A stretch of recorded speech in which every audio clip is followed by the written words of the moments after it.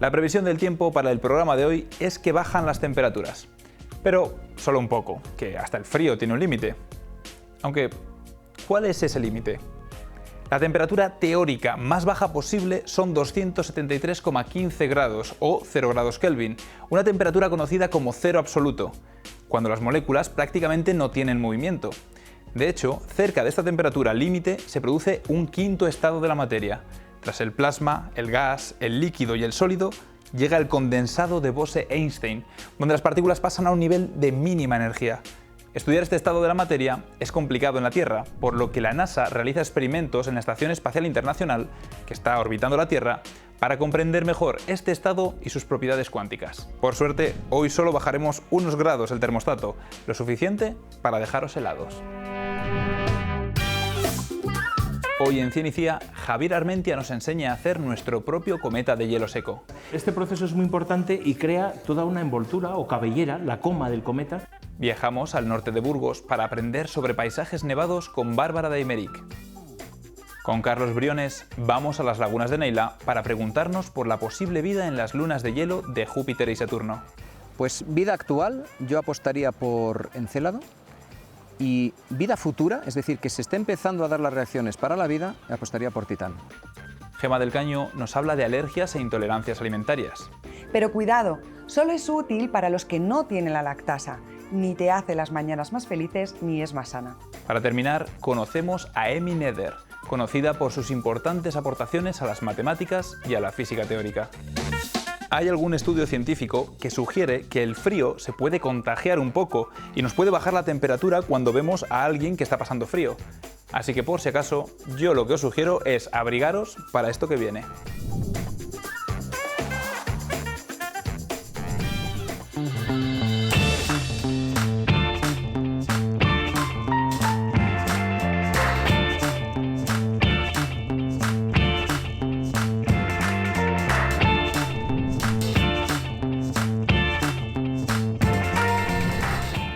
¿Qué tal? Muy buenas. Hoy vamos a hacer un taller de gastronomía astronómica. Gastronomía. Sí, no, mira, os quería contar de los cometas. Todos habéis visto un cometa en el cielo, ¿no? Es muy bonito, se ve toda esa cola enorme. Esa cola realmente es principalmente gas, diversos materiales, hielos que se han convertido en gas por el efecto de la luz solar, ¿no? Pero lo que sucede, todo el origen de todo eso es una piedra muy pequeñita, es decir, los cometas son cuerpos que tienen unos pocos kilómetros de tamaño, pero en esencia, fíjate, los elementos de que se compone un cometa son elementos del día a día. De hecho, la composición de un cometa como el Halley es parecida en promedio a la composición de un cuerpo humano, es decir, una gran parte de agua y luego carbono, diversas cosas. Entonces, vamos a empezar, pero primero vamos a tener que vestirnos porque en la cocina no se puede estar de cualquier manera, ¿no? Ya veo que nos tienes aquí. Sí, muy bien. Bueno, el famoso mandil de astrónomo. Vamos a trabajar no en las condiciones de temperatura espacial, pero cercanas, ¿no? Que son pues, unos 80 grados bajo cero. Es lo aviso, pero al principio no. Abrir la bolsa, sí, colocáis ahí. Uno de los ingredientes principales de los cometas es el agua. Yo, a ver, aquí tengo unos 2 litros, pues vamos a poner algo más de medio litro de agua. Toma, te lo paso, más o menos medio litrillo de agua. Otro de los componentes que existe en los cometas y en todo el material que formó el sistema solar hace 4.600 millones de años es silicatos, polvos de diferentes tipos. Otro ingrediente que es también fundamental en los cometas es el carbón, ¿no? El carbón es uno de los elementos más abundantes. Echarle una pizca, aquí un poco va al gusto de... No todos los cometas son iguales, entonces con el tiempo hemos podido ver incluso que hay moléculas orgánicas bastante complejas. Mira, aquí tenemos por ejemplo una gelatina que tiene un porcentaje de proteínas muy grandes. No sabemos si hay proteínas en los cometas, ¿eh? Esto hay gente que dice que sí, que la vida se pudo originar en los cometas. Yo quiero que el mío tenga un poco más proteínas. Mira, ya que estamos, y como sé que estas cosas os gustan, añadirle un poco de cacahuete. Un poco de cacahuete. Esto no es que sepamos, vamos a ver, una vez más, no hay cacahuetes en los cometas, pero a mí me gusta porque, fíjate, el cacahuete es muy rico en glicina. Y precisamente de los estudios hechos con el cometa Churyumov Gerasimenko, se vio que la glicina, que es uno de los aminoácidos esenciales, estas cosas sabes tú más, ¿no? Pues es uno de los componentes de los cometas, ¿no? ¿Qué más tengo? Material orgánico. Ah, mira. Material orgánico. Unas moléculas orgánicas. Unas moléculas orgánicas. Hay principalmente sal, pero también hay sales y esto es muy normal, ¿no? Tenemos silicatos, por lo tanto, carbono, diversos materiales, alcohol, que también hay que añadirlo, que son moléculas orgánicas, existen, están en la base de casi todos. Este es un cometa de jalapeños y así, con una salsa un poquito. ¿Qué es la salsa picante? ¿Qué son las salsas, en definitiva? Un conglomerado de diversos materiales, en este caso orgánicos. Tenemos por aquí todo esto, ¿no? Y tú dices, ¿esto cómo que es un cometa? ¿Qué es lo que le falta a este cometa realmente para ser fundamental? El frío. Principalmente el frío y otro componente fundamental y muy abundante en el espacio, que es el dióxido de carbono. Yo iba a decir el perejil, pero ya veo no, que fijaros, el perejil no... os traigo aquí para que veáis. Ah, mira. Esto es hielo seco. Ahora igual guantes. Echa así una cierta cantidad. Todavía no, pero ahora ¿Todavía sí. no? Sí. Bueno, ahora empieza a aparecer esto, el típico laboratorio de química de las películas, ¿no? El hielo seco está a unos 80 grados bajo cero, ¿no?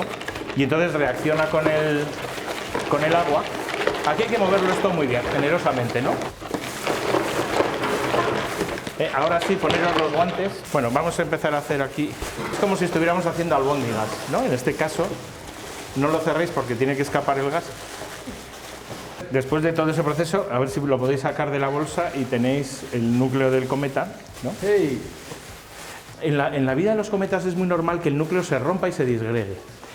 Pero fíjate, esta piedra podía estar así, fíjate, en el espacio, la temperatura es muy baja y esto es perfectamente estable. Aquí veis que se está evaporando e incluso además se puede oír que silba de los productos que se están volatilizando, ¿no? Pero en el espacio esto se mantiene bien. Lo que pasa es que los cometas tienen órbitas muy excéntricas y en su viaje se acercan al Sol. Y cuando llega al Sol, lo vamos a ver aquí con este foco, le vamos a poner... Vamos a hacer que ese foco sea el Sol.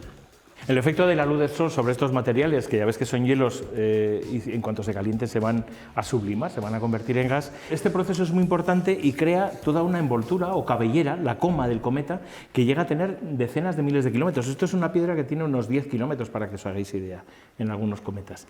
Y luego la presión de la luz solar, de eso ya hablaremos otro día, empuja ese material y forma las colas, que son los objetos más grandes del sistema solar. Llegan a tener cientos de millones de kilómetros de longitud. Esos son cabelleras y no las nuestras. Eso mismo. Sí, bueno, desde luego. qué envidia.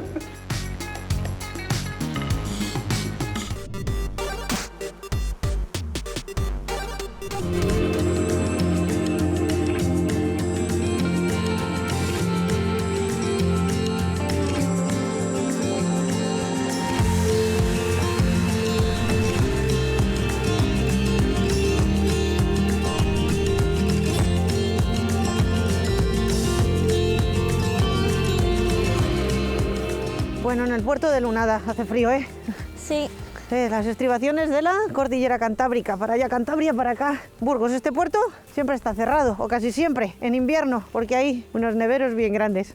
¿Cómo la veis? ¿De qué color está? Pues bastante sucia, la verdad. Está sucia, pero no está pisada. Además no es que sea barro, es que está... ¿Naranja? Es como naranjita.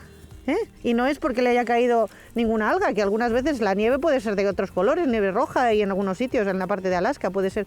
Esto es porque la calima, que ha venido polvo del Sáhara, ha habido partículas en suspensión, ha venido hasta aquí y nos la ha puesto coloradita. ¿Subimos? Vale. Venga, va.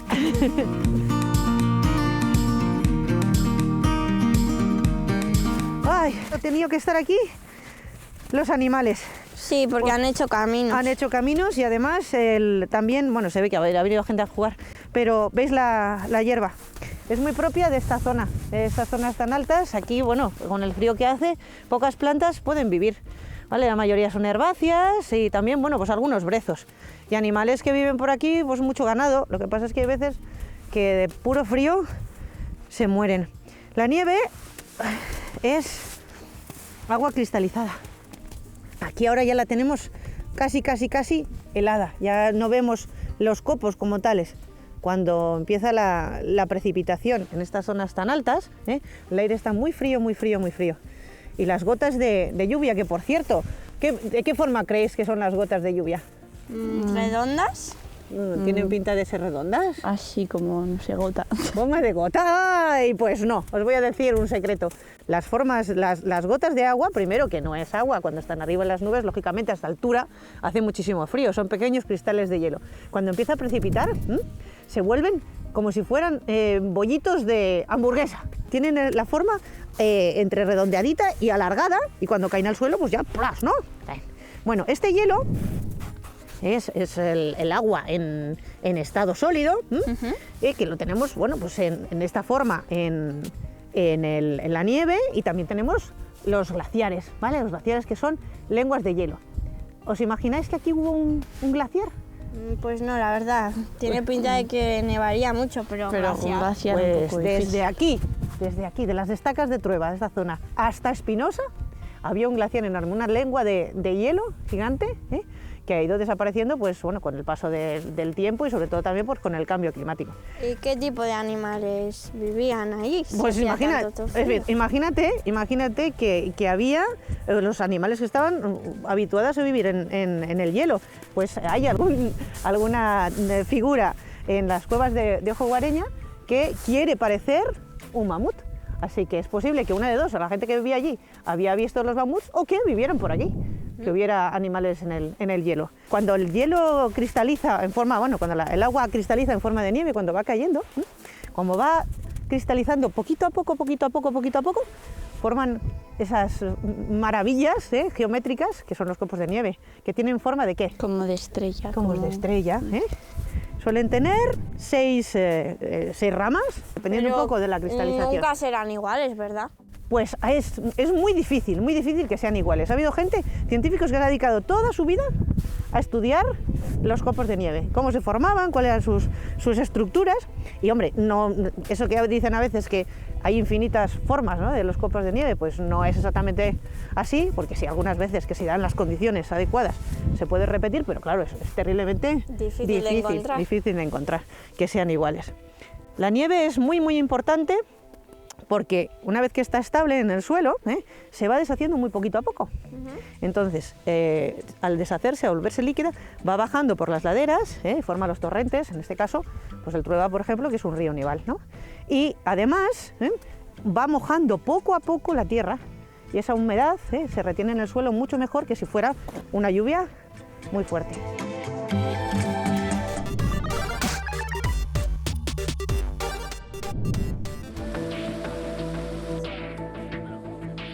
Bueno, Carlos, venimos desde Burgos, pasando por Quintanar de la Sierra y vamos a las lagunas de Neila. Estamos en pleno enero. Cuéntame. Hace un frío de la leche. Exactamente. ¿Para qué has propuesto ir a las lagunas? Pues mira, la idea es que, bueno, vamos a hablar sobre los mundos helados, sobre los satélites de los gigantes de gas, de Júpiter y de Saturno, que, claro, en la parte exterior, pues son mundos muy fríos.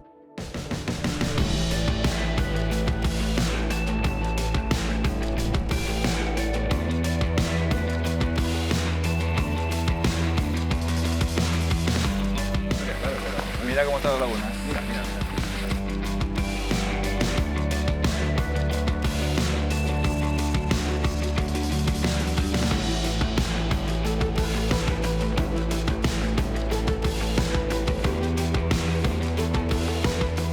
Por fin, lo hemos conseguido. Qué preciosidad. Mira, y está la superficie congelada, que es lo que queríamos, ¿no? Claro, lo que va a representar un poco cómo están estos mundos helados, ¿no? De los que vamos a hablar. De hielo, en los que hay una corteza de hielo sólido y por debajo hay agua líquida. Y en ese agua quizá haya vida, esa es la gracia. Eso sí, para hablar de esto va a ser lo mejor que nos metamos en el pleno hielo, ¿no? Que nos metamos en faena, ¿no? Hay que experimentar. Venga, que somos experimentalistas. Por la ciencia. Venga. Caminando por la superficie de mundos helados. Eso es. Mira cómo patina, cruje. Y fíjate, Samuel, fíjate esto qué chulada. Estas grietas que se forman en el hielo cuando tienes debajo algo que se mueve, en este caso es agua líquida, lógicamente, pues se han visto también en la superficie de Europa, precisamente.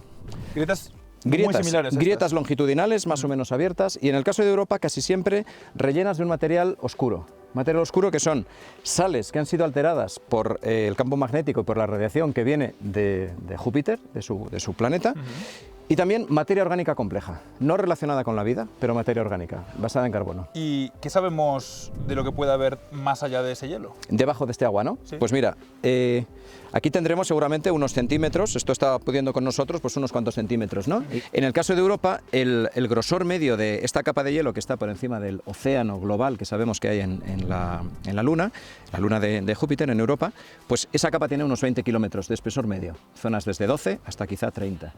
O sea, entonces, es un poco como la corteza de la Tierra, por así decirlo. Digamos que hace el papel de la corteza de la Tierra. Pero por debajo... Un océano de agua que puede tener hasta 100 kilómetros de profundidad. Recuerda que el océano de nuestro planeta tiene 3 kilómetros de profundidad media. Joder. 100 kilómetros. O sea, ¿creemos entonces que allí podríamos encontrar vida? Bueno, se dan las circunstancias para que en esa oscura profundidad del agua de Europa puede haber seres vivos, porque hay energía, poca que llega del Sol hasta allí, pero mucha que llega desde Júpiter, hay agua en estado líquido precisamente y hay materia orgánica. Y esos son los 3 prerequisitos de la vida. Vamos a otra zona de la laguna y me cuentas. Venga, vamos más. a seguir caminando y seguro que encontramos otros lugares que nos recuerden a Encélado, que es el próximo del que te voy a hablar. Vamos a atravesar la laguna, venga. Venga. A ver.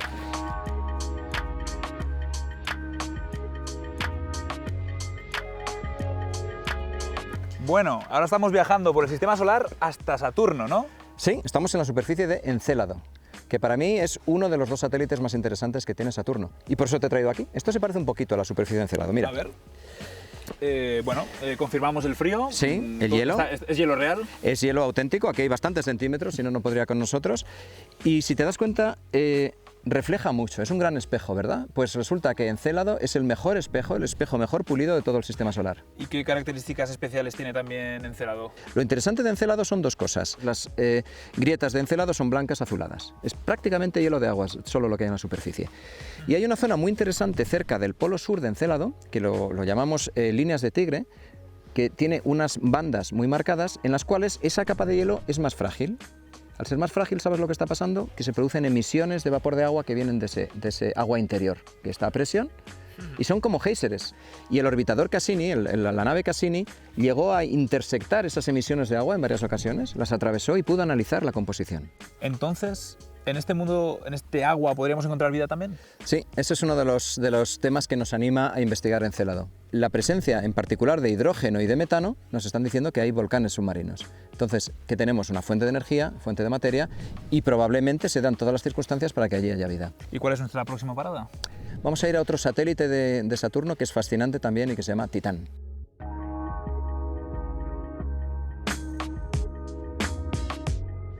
Bueno, ahora tenemos agua líquida.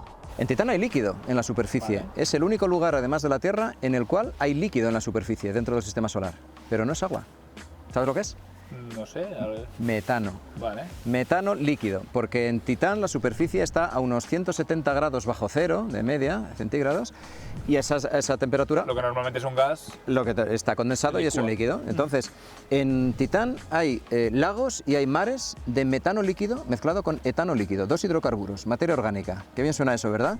De hecho, pensamos que Titán puede parecerse mucho a cómo era la Tierra hace 3.800 millones de años. De estos 3 mundos que hemos hablado, Encélado, y Titán en Saturno y Europa en Júpiter, ¿cuál de los 3, si tú tuvieras que apostar, cuál dirías que es el en el que más probabilidad habría de encontrar vida? Pues vida actual, yo apostaría por Encélado, y vida futura, es decir, que se esté empezando a dar las reacciones para la vida, apostaría por Titán. A veces decimos que Titán es un gran reactor de química prebiótica, es decir, se pueden estar dando las mismas reacciones que en nuestro planeta permitieron pasar de la química a la biología, fíjate.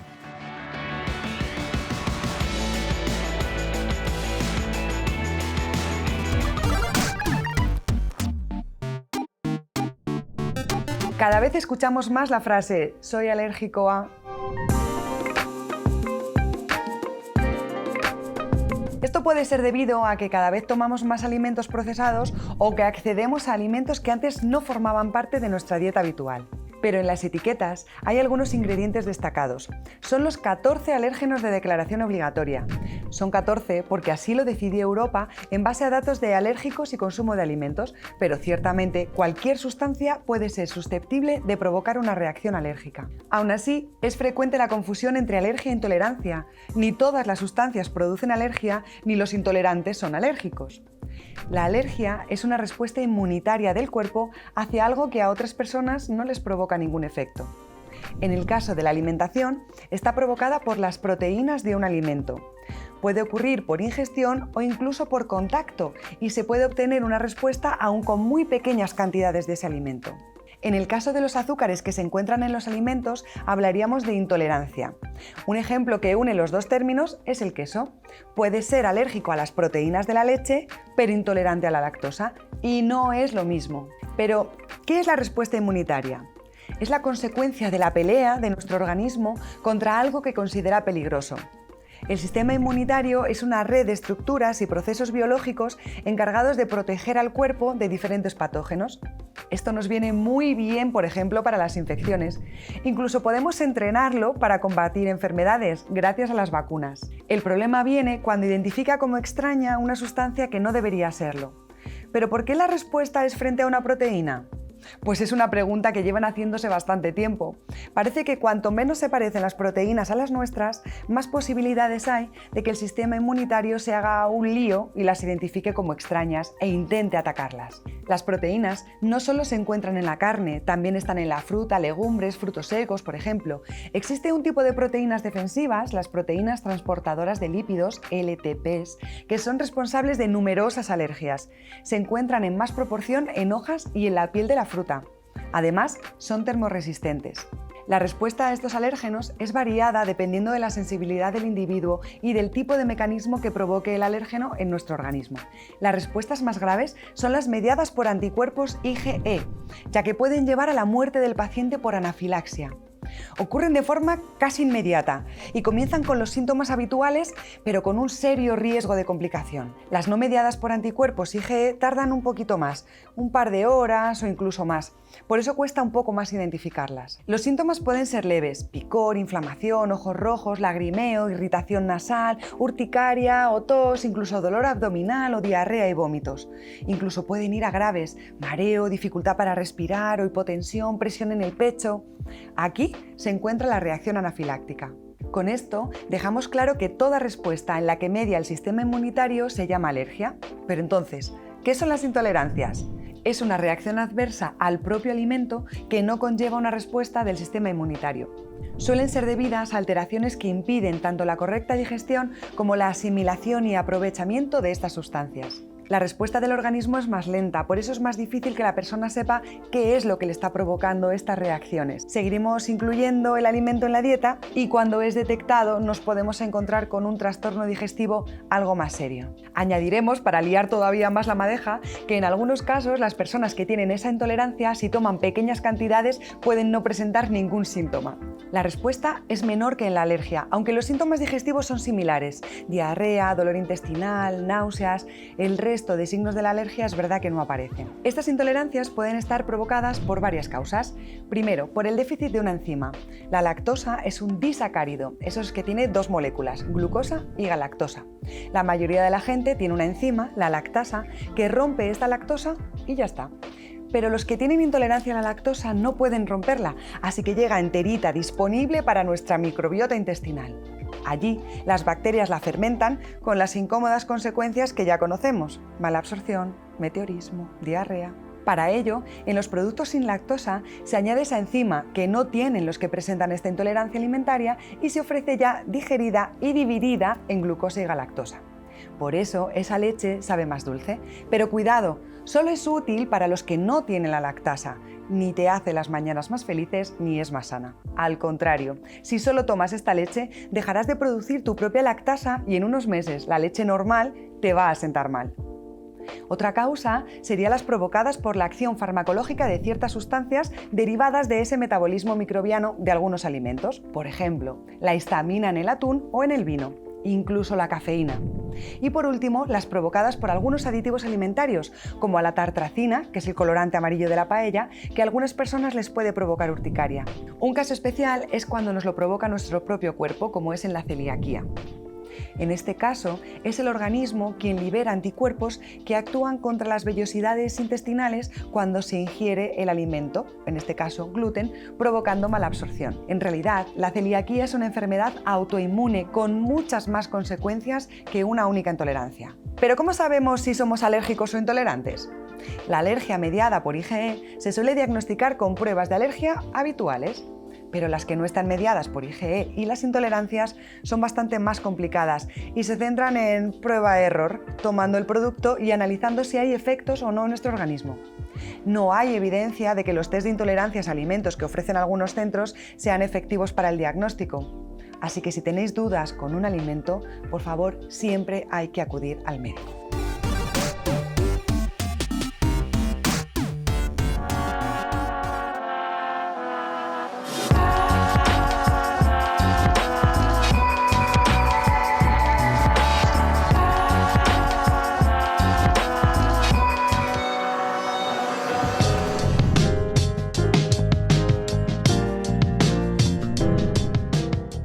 Emmy Noether y la elegancia de las matemáticas. Emmy Noether, o Emmy Noether en alemán, ha sido considerada la mujer más brillante de la historia de las matemáticas. Revolucionó el álgebra, y sus teoremas son esenciales en las matemáticas y la física modernas. Sin embargo, no recibió reconocimiento hasta el final de su vida, por ser una mujer judía en la Alemania de principios del siglo XX. El teorema de Noether, sencillo en formulación pero complejísimo en su desarrollo, es considerado como el punto clave para comprender la física y especialmente la teoría de la relatividad. A pesar de ser hija del importante matemático alemán Max Noether, Emmy recibió la educación tradicional para las mujeres de la época, labores domésticas y lecciones de piano. En aquel momento, las mujeres no tenían permitida la educación universitaria. Sin embargo, gracias a un cambio de la ley en 1903, Emmy consiguió acceder a la universidad, primero como oyente en clases de grandes matemáticos y finalmente como alumna. Su talento para las matemáticas es evidente enseguida, y en 1908 consigue su doctorado. A pesar de ser muy bien recibido, la autoexigencia de Noether era enorme. Pocos años después publica una ampliación de su trabajo doctoral y comienza a dar clases en la Universidad de Gotinga, aunque durante muchos años no recibió salario por su trabajo. Su carácter pacífico, su amabilidad y su dedicación a los alumnos le valieron una gran valoración de sus compañeros, incluyendo al reputado matemático David Hilbert, que fue un apoyo constante en su carrera y peleó por mejorar su situación en la academia. Poco tiempo después de comenzar con su trabajo en la universidad, desarrolla el teorema de Noether, una de sus grandes aportaciones. Este teorema, considerado como el más elegante de las matemáticas, relaciona la simetría con la conservación de cantidades. Dicho de otra forma, estudia los cambios que podemos hacer en sistemas físicos sin alterarlos. Podemos enunciarlo de la siguiente forma: a cada simetría le corresponde una ley de la conservación y viceversa. Este teorema permitió resolver algunas de las cuestiones pendientes de la teoría de la relatividad de Einstein, demostrando que las leyes de la física no cambian según el tiempo o el espacio, y fundó las bases para la física de partículas elementales y la teoría cuántica de campos. A pesar de ser reconocidísima en el ámbito académico de las matemáticas, nunca consigue una plaza de profesora titular o catedrática. Debido a sus orígenes judíos, fue expulsada de la universidad con el ascenso nazi en Alemania y se refugia en Estados Unidos, gracias a la ayuda de sus colegas académicos. A partir de entonces, vive los mejores años de su carrera. Recibió multitud de premios, reconocimientos y halagos. En 1935, Noether murió, y el mundo académico se volcó en homenajes, incluyendo al propio Einstein, que confesó su admiración por el genio creativo de Emmy Noether, una matemática brillante que desarrolló dos teoremas que han sido claves para la geometría algebraica y las matemáticas de la física.